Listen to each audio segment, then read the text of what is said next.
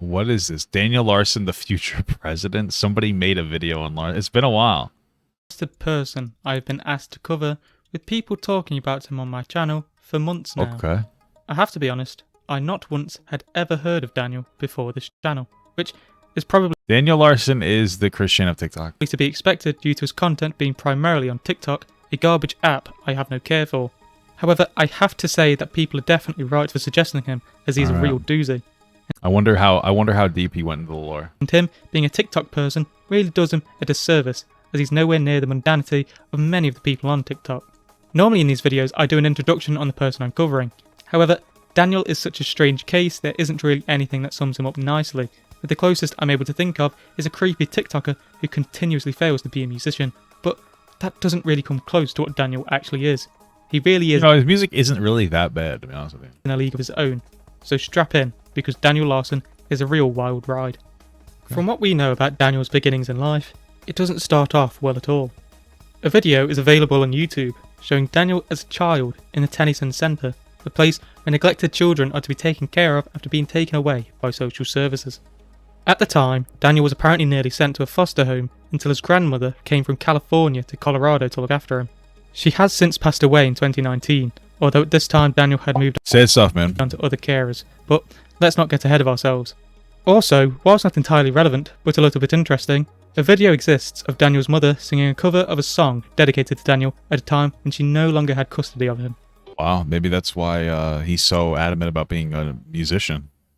Sad stuff. When I look into your eyes, it's like watching a night sky. Hold up. But now onto the real start of Daniel's story in early 2020, where he would make random TikToks, essentially just being a normal boring TikToker. However, what would really set him apart from everybody else was in the middle of 2020, when Daniel began thinking about running for the President of the United States of America, Starts a little before that, but okay. stating, quote, "I would make the world great again." He would eventually state he would run for the presidency a couple months later. Daniel did not win, and is currently not the President of the United States. Thanks, I appreciate you letting me know. I didn't know that. Also in 2020 was a big push for the Black Lives Matter movement, especially on a social media app such as TikTok. This really doesn't go where you'd expect, as Daniel did support this movement. Well, in a way, as he would proceed to state support for something related to the movement, and then do jumping jacks. This is for George Floyd. Rest in peace.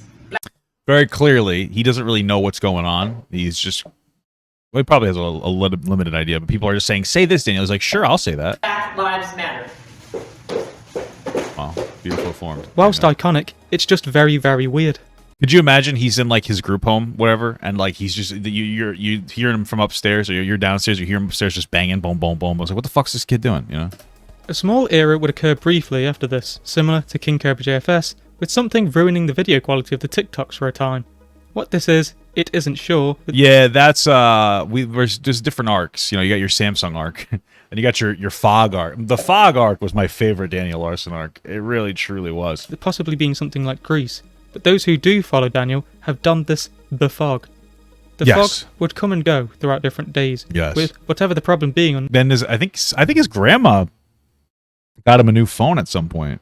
I thought that was who it was. I don't think that she had passed at this point. I'm pretty sure his grandmother got him the phone. Known, with the consensus just being that he broke his phone camera in some way. This was referred to as a war between Daniel and the fog, with Daniel eventually coming out on top. Yeah. The fog and his presidential run would be the most major occurrences of Daniel's for 2020, I don't know about that, man. I don't know. with not much happening until April 2021, where he returned. This is where Daniel content would really ramp up, with the emergence So Daniel disappeared for a while, and I forget the exact reason, but I think he might have gotten arrested or something. of a troll, Flexburger. It seems as though Flexburger would pose as management of record companies Yep. and would tell Daniel to do things for these record companies. Yep. This most notably ended up as the 6th They also would go into his TikTok and other apps, and they would like pictures and videos of little girls, and then they would make the likes public so people would think that Daniel was a pedophile. Incredible stuff, right? of May incident. The incident consisted of Daniel flashing a TikTok live, surely something everybody appreciated. Yeah, it was something. So we heard Daniel the other day at some kind of a rally. I don't even know what the rally was.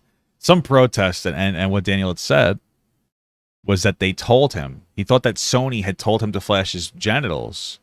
Yes, Sony Entertainment, to get a porn career started so that it would look better for his music. And he thought that that was real, and he believed that.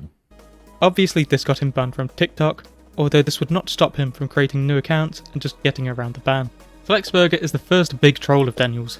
Also, another thing to note is that Daniel didn't necessarily create all these accounts. A lot of these, like, managers created the account, it seemed, and then he would send them a video that they requested, and then they would post it. They had a lot of control over that. They had in some phases they had control over his money. It's crazy. They told him that Grace Vanderwall was like his girlfriend on the internet, and that she was the one getting the money or something. Like, it's insane. Posing as someone looking to hire him for their record label. He is the person who caused the first flash of Daniels on TikTok. This led to an era of TikToks where he would film himself outside with something like a gaming headset, making him look obviously extremely goofy, where he would call for a war against Flex. I will say one thing, though. It would have been nice at the beginning of this video to acknowledge his age and to acknowledge his... Sorry, I'm just fiddling with something on my hand.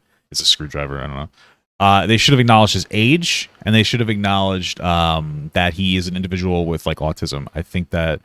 Oh, the Ackman got remonetized. Good for him. Individual with autism. I think that these would be good for context to understand, why he seems to be so vulnerable to people manipulating him. He lives within a system because of that. Or he used to, at least, until he was convinced to leave. And I think he's like 21 at this point. Like, he's young. I know he looks like 30, but he's like 21. People are like, really? Yeah, for sure. One of these is notorious, with Daniel calling for a national lockdown. Because of what Flexburger posted, we are going on lockdown. Everybody, we are going on lockdown. Stay tuned for what happens next. And Flexburger on YouTube and TikTok, you are a fucking bitch for exposing me. We are calling the Denver Police Department and reporting you. The FBI will be coming to your house. Something in one of the previous sections you may have noticed that I just glossed over is the fact that Daniel flashed on his TikTok live after being tricked by Flex. Yeah. This wouldn't be the only time, with two big occurrences happening too. The first of these is a situation when he was in a Red Robin bathroom where he proceeded to stick his finger inside himself, where he would proceed to sniff and lick the finger, pretty much Ethan Ralph style. I personally didn't hear about that. Probably the worst please don't show me of that. Something like this was one time when he was in a movie theatre and came upon somebody sleeping, who he donned Sleepy Joe. Oh, I thought you were saying that he came on them, that he ejaculated on them. Like, that's insane. There's no way that's true. I would have heard about that. In a sequence He just came upon them. He discovered them sleeping. of events I can barely comprehend, Daniel stated he was going to make Sleepy Joe a porn star, before turning the camera onto Sleepy Joe, where you can hear him making a slapping noise and breathing heavily, obviously pleasuring himself to this random sleeping man. There's nothing more that needs to be said about this event. I wonder if he was actually doing that, or if somebody was like, Daniel, this would be really funny if you pretend to do that, because I doubt that he pulled his dick out and started jerking off. It really speaks for itself in its levels of degeneracy. I don't even know why he did this, and even whether the... Guys, listen, I'm going to tell you something. I know Daniel streams on Twitch, and it's because I covered it already.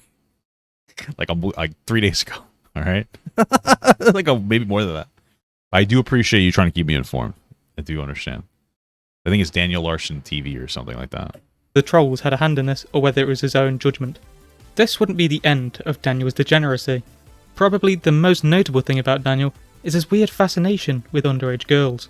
Hello, everyone. This is Daniel Larson. Says, I don't think I'll agree with I that. love CP. Yes, I'm sure that is Daniel saying that he loves child porn and not listening to a meme. Somebody saying that's somebody telling him to say that. Okay, I'm just letting you know. I believe this is his thing, by the way. Daniel Larson TV. He only has 2,700 followers, but he gets really good views. Like, he gets look at how many views per day for these videos. Are crazy. Good for you, Larson, Mr. Larson. With his main fascination being a girl named Grace Vanderwall. Yeah, so Grace Vanderwall, I think, is 4 or 5 years younger than him. This is like one of those things where, like, again, Daniel is an individual with autism.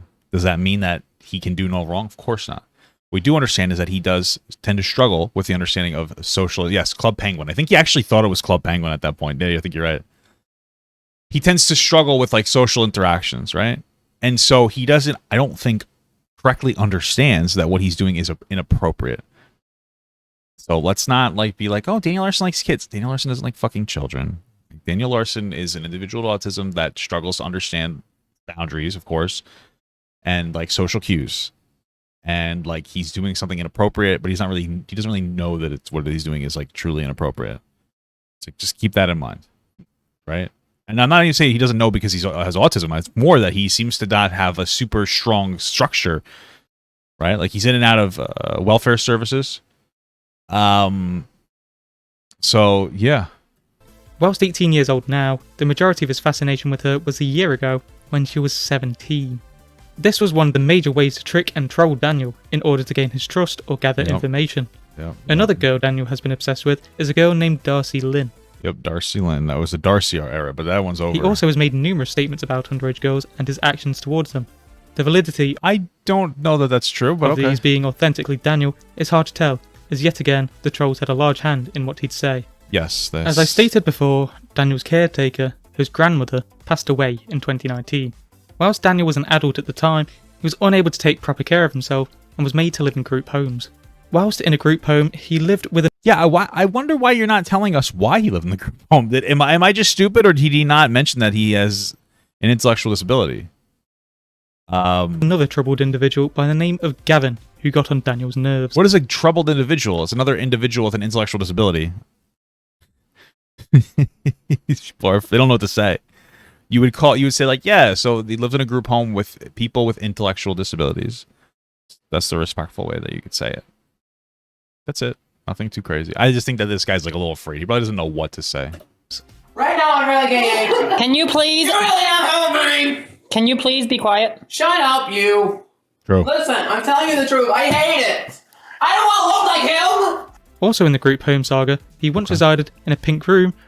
Most of his sagas are in a group home saga because he's always been in some kind of service, you know. Which, due to his anger, he essentially destroyed. Not always, but you know. Finally, he lived with a man named Jonas, a caretaker of his. However, this is a really strange situation, seemingly constantly making mac and cheese that he would make with honey mustard for some reason. Well, that makes a lot of sense. We don't have the fucking milk. The mac and cheese tastes more of like honey mustard. And if you look, bingo. Like, I'm going to be straight up serious. Why does the mac and cheese taste a lot like ranch, but with like a tangy taste? So my understanding is that Daniel can make his own food. So you guys have to understand that there are different levels of care. It's going to depend on your state. It's going to depend on like your need for support. Daniel is what you would consider like a high functioning individual with autism. He still requires support. He can make his own food though. In where I live, there are, and I don't know how it is in Denver, but it ranges from some people living in group homes to people living in like assisted apartments, I believe they call them. But basically, they get checked on anywhere from once a day to once a week by somebody that comes in, maybe helps them do their laundry, etc. But they live on their own because they're functioning enough to be able to live on their own. It's not a big deal. Daniel Larson doesn't read as somebody who can't take care of himself. Let's keep in mind that despite the fact that Daniel Larson is the victim of trolling, Daniel Larson is also kind of an asshole sometimes. And he would harass his fucking care managers. And part of the problem with this, yeah, I'm in a group home. Part of the problem with this, you're so stupid, is that like he thinks he's an internet celebrity that's better than his care providers. And they do not get paid enough to deal with his shit. Also, Jonas didn't seem to be the nicest guy, raising his hand at Daniel on at least one occasion. Living with Jonas didn't Claymore, he was trying to block him from filming him. appeal to Daniel, especially after being poisoned by the mac and cheese. As a result of this, Daniel left this place and decided to go his own way. Let's not frame it like that. Let's frame it like he was constantly told to leave and be homeless so that he can go to...